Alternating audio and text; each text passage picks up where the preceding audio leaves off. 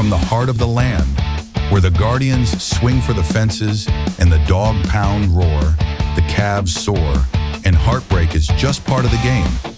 This is 3 and Out, Cleveland Sports Talk, with Jason, Drew, and Michael. 3 diehard fans breaking down the highs, the lows, and everything in between. No fluff, no filters. Just Cleveland sports the way it's meant to be. Now let's get into it. Welcome. Good morning, good evening, good afternoon. Welcome into 3 and Out. This is a brand new podcast that we're currently in the process of putting together and making. We are a group of guys that are just Cleveland sports fanatics, guys. We're just in it to win it, even though we don't seem to do very much of the winning. But we're 3 guys. My name's Michael. We have Jason and Drew who will be joining us on later podcasts. I'm just going to spend about 10-15 minutes on this first one and kind of introduce what the show is and what it's about and give us a little intro here, maybe talk a little sports while we're at it. But for the most part, we just are a group of guys that started a text group that over time we've really hit some topics where we thought, boy, it'd be really nice to just kind of chat this out and talk these out. These are fun ideas, and so we decided to put together a podcast from our views. We want to keep it lighthearted, we want to keep it fun, we want to have a good time, but we also need a place to vent and to release our frustration towards the Cleveland sports guys. So here we are. So today we're introducing you to the 3 and Out podcast, all Cleveland sports talk, where I imagine we'll spend the majority of our time talking Browns because that's kind of where we are, but I want to work some Indians and some Cavs in there as well, or Guardians, whatever we have to politically call them now. But for the most part, let's just get at it. So I've been bouncing some thoughts around the fact that, we're looking at quarterbacks here right now, and it's just been a crazy roller coaster. You go from franchising or jeopardizing the whole franchise by trading for Deshaun Watson and the excitement that initially brought me. My initial gut said this is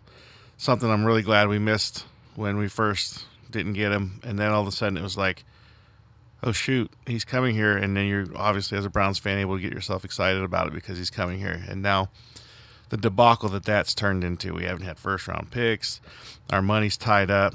Andrew Berry's done a great job, in my opinion, at being able to capitalize on that and get, different people in here for good prices and stuff. And, you got to give it to the organization. We've definitely been throwing it all out there, trying to get the best out of what we have and go after a win. But at the end of the day, we're sitting here with a $230 million guy who can't even play right now. And when he does come into play, he'd almost be better off sitting on the bench than he would be entering the game. And so now here we are. He's injured again for doing something stupid, allegedly, off the field when he should have been just putting a boot on and getting the rehab. So now we've had numerous options available at quarterback, ranging from, do we bring Joe Flacco back in? Do we go after Russell Wilson? Do we bring Jameis back? Do we make a trade for Kirk Cousins, which seemed to be the hot rumor?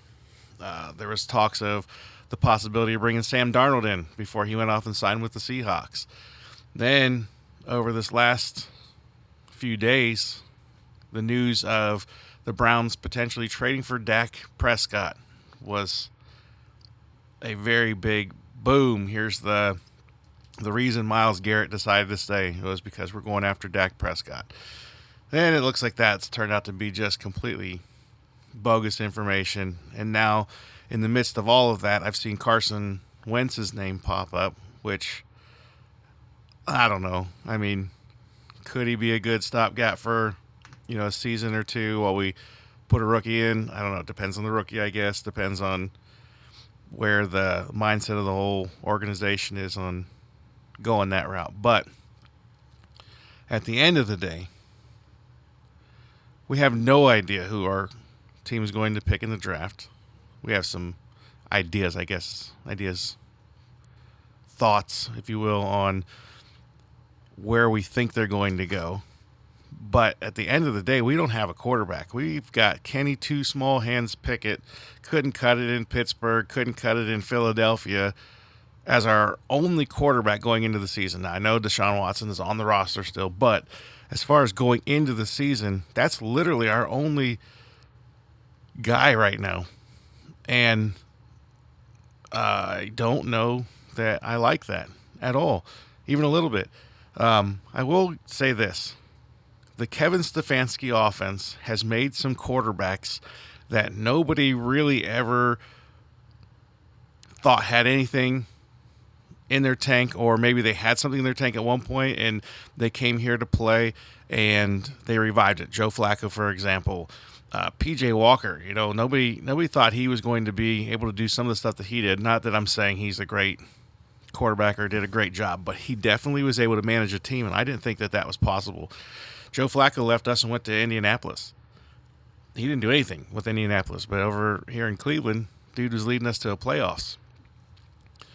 So I look at all of that and I think, okay, I feel like we can get a guy that maybe has a decent ability, a good head on his shoulders. Like, let's go Carson Wentz, for example. Carson Wentz was a top-tier quarterback coming out of college into the NFL and never developed into what everybody thought he was going to be. But is it a possibility that he could come here to Cleveland and in the Kevin Stefanski offense could be where Sam Darnold was this last year? Same scenario. A guy that really hadn't won much, hadn't done what he was supposed to be, hadn't lived up to the expectation, and boom, hits over there in Minnesota, and he looks like a number one overall quarterback. Could that be Carson Wentz? Possibly. Do I think it will be? No, I haven't seen enough of him to really think that that's a possibility. Well, brings me to my next scenario that I didn't mention in the other ones because I'm up and down with this one as well. At the same time we're talking about trading for Dak Prescott, lo and behold, Kirk Cousins shows up at Chipotle down by the Browns practice facility. Coincidence? No, I don't think so. I don't know where that's going to go, but I know that he's come out and vocally said that there's no way that he wants to be traded to a team right now before the draft because he wants to go a place where he can play. He got burned in Atlanta. By burned, I mean he signed a massive contract and will be set for the rest of his life, but didn't get to play as much as he wanted to play, which I'll give him that. That's awesome that he still wants to compete and play even after being paid. But I get it. You want to go someplace. You want to prove that you are the guy.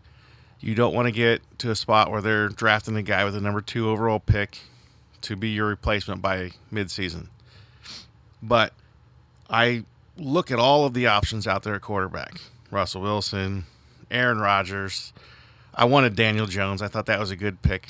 It would be a good snag. Joe Flacco, Jameis Winston, all of these guys, Carson Wentz, all of these guys, the one that makes the most sense to me is Kirk Cousins. Financially, I don't know how they swing it. That's up to them to figure out how they would pull that off. But I think he makes the most sense from this perspective. From the perspective of some of his best years of football were in Minnesota when Kevin Stefanski was the offensive coordinator. So you bring Kevin Stefanski to the Browns to be the head coach who also runs the offense. You got a guy in Kirk Cousins who could come in here and already knows the guy's system. Every quarterback that we brought into this point has had to learn the system, and it is shown in the first few games that they've played. Imagine where you could be if you can bring in a guy like Kirk Cousins who already knows the system and knows the language, knows kind of the things to expect on how the defense is going to play certain scenarios and certain situations on where we could be. I do feel like, as far as a stopgap goes, he's probably our best option. Now, this is a topic, as we get into more of the podcast, we're going to dive into because the boys, Jason and Drew, they have their opinion, and I definitely want to get into a little bit of an argument with them about that on who likes that and who doesn't like that. But for sake of it just being me today, and it doesn't matter what anybody else thinks because I'm talking. Just kidding. I think Kirk Cousins makes the most sense out of all of our options out there at quarterback right now. I don't know what you have to give to get him. I don't know how the financials work. That's not my job to worry about. But like I said, I feel like that would be a good option. My other question that I'm thoroughly confused about is where the heck is Nick Chubb? Why has his name not been mentioned, not only with the Browns, but anywhere in the NFL right now? Like, there hasn't been a single rumor on where he may land or where he may end up, or if we did a sign and trade, or if he just decides to sign somewhere else. Like, there's just been no talk. So those are things I'd like to get into as far as the Browns are going. The Myles Garrett situation, I was kind of on the fence with that. I thought that would be an okay time. The guy wants out. Let him out. Let him go. Let him do his thing and get a haul for him and draft picks and maybe a young player or something like that. But I'm not going to lie. He's back, and I am thrilled that he's back because there wasn't much in the way of defense past him. So to bring back a guy of his just sheer athleticism and strength, quickness, just talent, you're not going to not bring that guy back. So I'm glad that all got worked out as a positive, and we'll get to have him for years to come now. And back to the Nick Chubb thing, all the rumors associated with that signing were that he said that he needs to have Nick Chubb back, which if that ends up working out, phenomenal. We're not that far off. I don't think we brought in some linemen. We brought in some depth at D tackle. We've addressed the linebacker situation slightly. We're heading into the draft. There's some good talent in the draft, depending on what we end up targeting, obviously. But those are all good scenarios. Baseball is back. The Guardians are on the verge. Let me see. They won their home opener against Kansas City, and it looks like they're on the verge of pulling off another one today. Oh, no, they're actually in the top of the ninth as we speak, and they're down 4-3. But I'd love to dig into some of their stuff as well. Are they the real deal this year? I mean, we've only got 2 games to judge, but let's look that roster over. Let's look at the trade of Jimenez, what we got in return, what we've got to put in the place of him for right now. Let's address the pitching. Let's look at all this stuff and break down this roster. I love our coach, our manager. They don't like to be called coaches in baseball. I love our manager. I think he's got a good head on his shoulders. I think he's heading in the right direction. I think he had a lot of rookie mistakes he made this last year, but they still managed to overcome them. So I'd love to, over the course of some time, let's start digging into these Guardians and see where they're at and see what we think about the Guardians. The Cavs, I feel like they're the real deal. I feel like Atkinson has these guys right where they need to be. I know some people are getting bummed out because they've lost a couple games in a row. Well, they've also won quite a few in a row as well, and they're also still learning systems, and they're still playing lights out basketball. So I'm really anxious to dive into all of this stuff and talk more about this. When the playoffs start, how far do they push? How far do they make it? Are they championship caliber right now, or do we feel like they need another couple years to grow and get stronger? I feel like the pieces are all there, guys. The Hunter trade, to me, kind of sealed the deal that we were. I won't say that put us in. I guess I will. I will say that put us in a championship contender mode, because now we've got a solid defensive wing that can also score. He's coming off the bench and doing it in a very violent way almost. I think he completes the picture between what you get from Mobley and Allen and what you get in Garland and Mitchell. You put him right in the middle, and he complements both sides of what those guys bring to the table so well. So I feel like that move, with the depth that we have coming off the bench, with the depth that we have just in general on this team, the heart, the grit. Last night they had a game where they were down by almost 20 in the third quarter, and they came back and almost won it. Just a team that you'd never watch and go, oh, they're out of it. They've always got that ability to come back and really hit it home. So these are all things that over the next few weeks and months I want to just dive into and break down. We got the draft coming up. I really want to get into some draft talk with the boys and get some stuff out on the table with that, get some different views and opinions. But for right now, I just wanted to get us started on this podcast, and I want to get the conversation rolling. I want to get us moving in the right direction with getting you guys as our fan base, rolling with us and talking, leaving some comments, giving us some topics that you'd like to hear us discuss. Throw some rumors you've heard at us. Let us discuss those out loud for you. The group of guys that we have, we're fun. We like to just talk our team.